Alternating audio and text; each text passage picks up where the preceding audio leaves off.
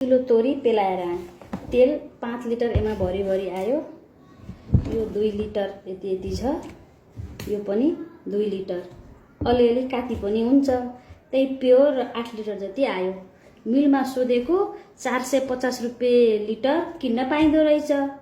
बुढोलाई भने 150 रुपैयाँ किलो तोरी किनेर 22 किलो पेलाउँदा 8 लिटर जति तेल आयो। हिसाब गरिदिनु न बुढो, तेल किन्दा फाइदा हुँदो रहेछ कि तोरी किनेर पेलाउँदा भने। नकरा, तँलाई जोड घटाउ चाहियो अब, फुरुफुरु गरेर पका भन्नुभयो। छोरीलाई भने, ए छोरी यति तोरीको हिसाब गरिदेऊ न, कति आयो तेल भनेको। नकराउनु मामा, यहाँ कति लेख्न ह भनी। आफू म्याथमा पहिलेदेखि कमजोर, बल्ल बल्ल गरेर पास भइदियो। के काम लाओ छोरीलाई बोर्डिङ पढाएर, के काम लाओ बुढोले शाह अधिकृतमा नाम निकालेर।